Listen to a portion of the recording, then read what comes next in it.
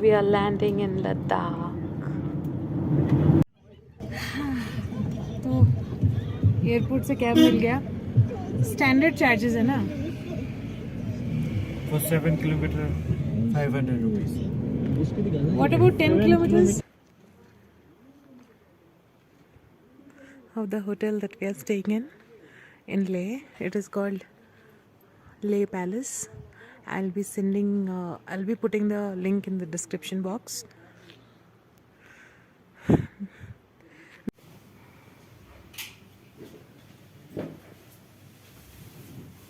This is the view. It's in the middle of nowhere. The first day, pretty much it was it. We did not do much. We rested and enjoyed kahwa. The next day, we rented 2 scooters. We got contact from the hotel reception itself, and here we go. Our first stop is Hall of Fame. You need to get tickets for entry, and here we go. Current आपके पास चला जाए. ठीक है sir. चलो ठीक है. आज मैं आपको कारगिल वॉर के बारे में बताऊंगा. पाकिस्तान ने हमारी कौन कौन सी फोर्सों को तो धोखे से ऑक्युपाई करा था, हमने उसको कैसे रिकैप्चर करा. ये कारगिल वॉर का बना हुआ मॉडल है जहाँ कारगिल वॉर लड़ी गई थी. तो क्या है, इस ब्रीफिंग को शुरू करने से पहले एक बार आप सभी का जोश देखा जाएगा. जोश से ये हो तो ब्रीफिंग दूंगा मैं, नहीं तो नहीं दूंगा. ठीक है सर जी. जो आप मुझे फर्स्ट में जोश दिखाओगे वो मेरा आखिरी तक वही जोश रहेगा, स्टार्टिंग से लेके आखिरी तक. तो जोश देखने के लिए सबसे पहले आप सभी में से कोई एक बोलेंगे भारत माता की, बाकी सभी बोलेंगे जय. प्लीज स्टार्ट कीजिए. भारत माता की जय.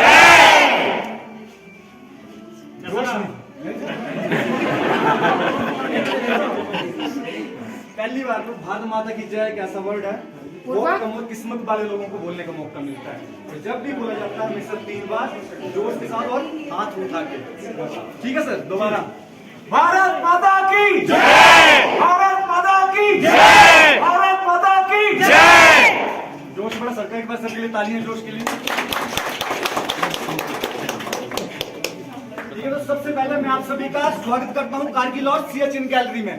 इस गैलरी में आप सभी के सामने और मेरे पीछे कारगिल वॉर में चलाए गए सभी ऑपरेशन के बारे में बताया गया है. और मेरे सामने तथा आप सभी के पीछे सियाचिन की बर्फीली चोटियों पर इंडियन आर्मी के जवान किस तरह ऑपरेट और सर्वाइव करते हैं, साथ में इस्तेमाल होने वाले माउंटेन इक्विपमेंट के बारे में बताया गया है. और साथ ही सेंटर में रखे गए शोकेस में पाकिस्तान आर्मी के कुछ वेपन डिस्प्ले में है जिनको इंडियन आर्मी के द्वारा 1999 कारगिल वॉर में कैप्चर किया गया था, जिनको आप मेरी ब्रीफिंग के बाद डिटेल में देख सकते हैं. तो आइए अब मैं आपको कारगिल वॉर में चलाए गए सभी ऑपरेशन के बारे में इस मॉडल की मदद से बताऊंगा. ये एक टेरेन मॉडल है. जैसा कि आप जानते हैं टेरेन का मतलब होता है जमीनी इलाका. टेरेन मॉडल का इस्तेमाल किसी भी देश की आर्मी कोई ऑपरेशन लॉन्च करने से पहले अपने जवानों को उस इलाके के बारे में जानकारी देने के लिए या ऑपरेशन समाप्त होने पर डीब्रीफिंग के लिए करती है. यह मॉडल उस इलाके को दर्शाता है जहां 1999 कारगिल वॉर लड़ा गया. इस मॉडल का नॉर्थ एरो की मदद से दर्शाया गया है और एक्चुअल नॉर्थ भी इसी दिशा में है. इस मॉडल में दिखाई गई रेड लाइंस रोड और ब्लू लाइंस नदियों को दर्शाता है, जिसमें मात्र एक NH1 जो श्रीनगर, जोजिला, द्रास, कारगिल होते हुए लेह को जोड़ता है. और इसमें 3 प्रमुख नदियां इस प्रकार है, इंदुश रिवर और शिंगो रिवर जो चाइना से इंडिया की तरफ, और शिगार रिवर वो गिरा दी किसने, शिगार रिवर कहना बंद हो जाएगी. शिगार रिवर जो पीओके से इंडिया की तरफ बहती है. इस मॉडल में पीओके के कुछ गांवों को रेड कलर की मदद से दर्शाया गया है जो आज भी वहां पे मौजूद हैं, जो इस प्रकार हैं: गुलतारी, गोन, मटियाल, बुजौल और मरोल. और LOC भी इन्हीं गांवों से होकर गुजरती है. LOC का मतलब पता है सबको? इतने बंदे हैं, मेरी आवाज आपसे ज्यादा है. सुनाई नहीं दिया मुझे? तो 1999 कारगिल वॉर से पहले भारत और पाकिस्तान की गवर्नमेंट के बीच एक एग्रीमेंट हुआ कि विंटर के समय में ज्यादा स्नोफॉल होने की वजह से ज्यादा हाइट की कुछ पोस्टों पर किसी भी देश की आर्मी नहीं रहेगी. न इंडियन आर्मी न पाकिस्तान रेंजर्स बुलाते हैं हम उनको. क्या बुलाते हैं? रेंजर्स. तो एग्रीमेंट के हिसाब से इंडियन आर्मी बेस में डाउन होगी, लेकिन पाकिस्तान आर्मी ने ऐसा नहीं किया और छुपते छुपाते हमारी कुछ पोस्टों को धोखे से ऑक्युपाई कर लिया, जो इस प्रकार है. द्रास सेक्टर में तोरली 0.5140 टाइग्रिल और 0.4875, कारगिल सेक्टर में 0.5608 कक्सार, मजदास और बटालिक सेक्टर में जुबेर हाइट्स, मुत्तोथालो, खलवार और यालदौर. तो लगभग 134 किलोमीटर का एरिया पाकिस्तान आर्मी ने धोखे से ऑक्युपाई कर लिया था. पाकिस्तान को जितना ऑक्युपाई करना था वो कर चुका था।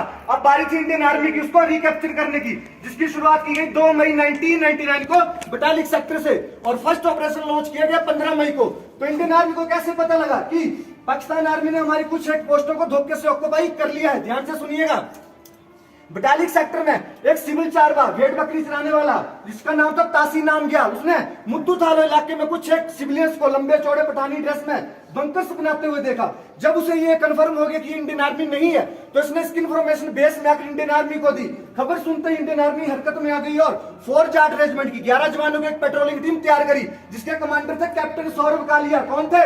सौरभ कालिया। ध्यान से सुनिए, कैप्टन सौरभ कालिया।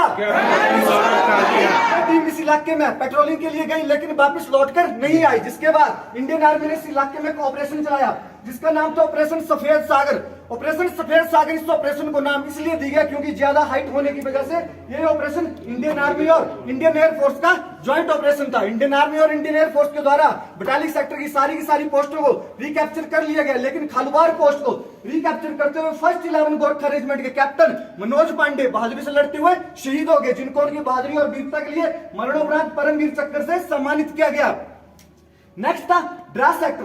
द्रास सेक्टर में सबसे अहमियत वाली पोस्ट थी तोलोलिंग, क्योंकि जैसा कि मैंने आपको पहले ही बताया यहां से मात्र एक NH1 जो श्रीनगर जो जिला द्रास कारगिल होते हुए लेह को जोड़ता है। अगर इस पे पाकिस्तान का कब्जा हो जाता तो जहां पे आज हम खड़े वहां पे कौन होता?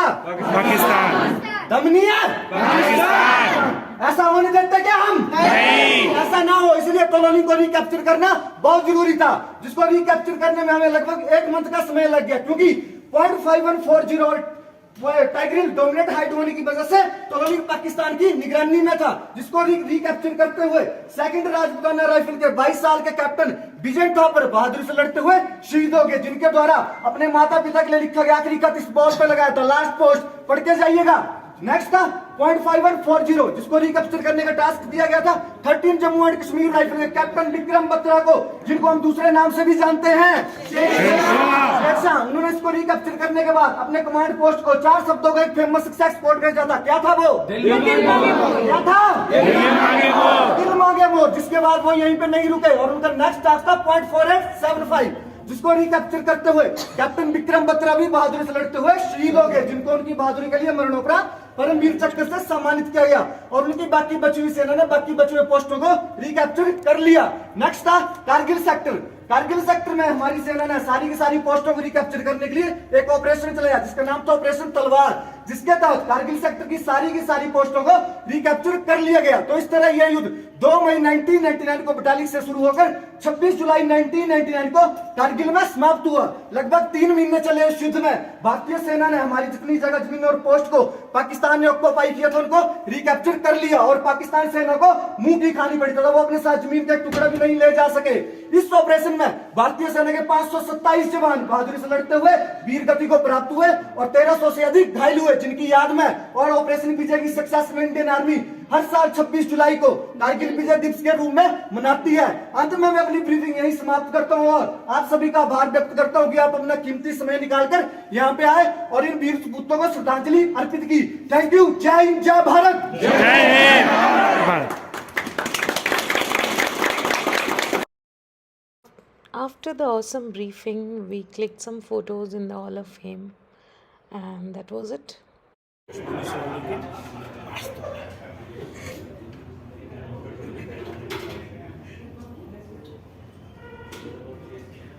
We are in cafe because this person always hungry. What do you want to eat? I will have a chicken burger with tea. Nice cafe. Not that crowded. How come this is not crowded? So we are done with the Hall of Fame. It was nice. This is Shaurya Sthal, surrounded by mountains. Very pleasant. There is a person who picked up few things from the souvenir shop.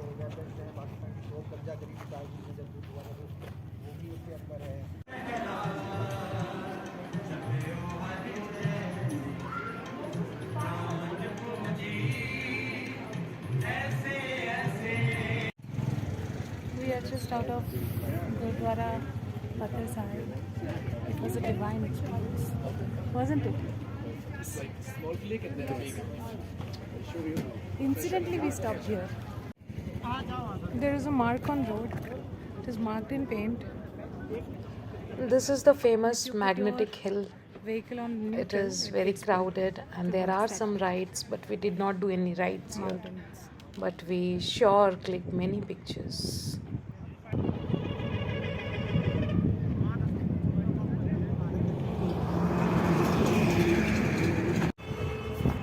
If you see this car, it's on brake में लगा हुआ है ना ये.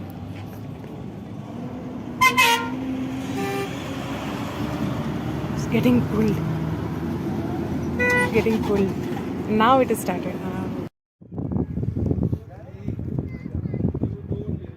So this is the Zanskar River, our next stop. This river originates from the Himalayan range. The water is extremely cold.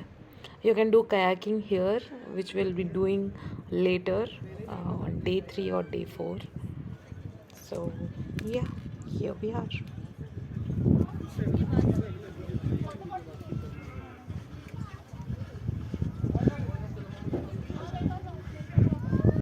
एक ना mountain मतलब ये जो वाटर है उसमें एक फिश रहता है, बहुत अच्छा लगता है, ट्रॉट बोलते हैं उसको, जो कि तुम्हारा हिल्सा का ही उसमें आता है स्पीसीज में, बहुत फेमस है Himalayan trout.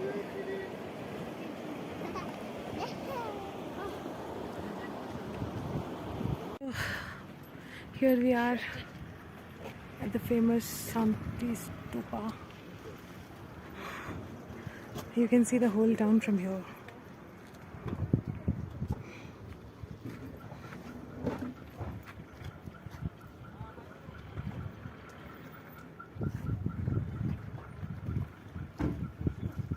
You can visit here till only 8 p.m.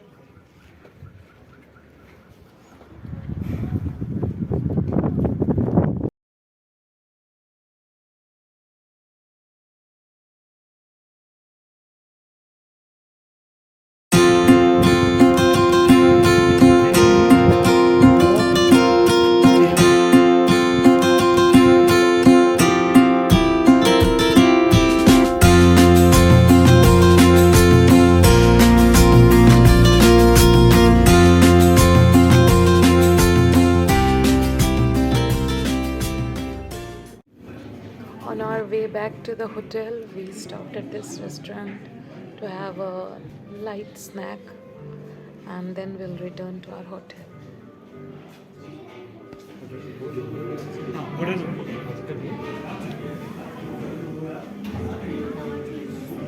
We are done for the day. I think we are going to crash now.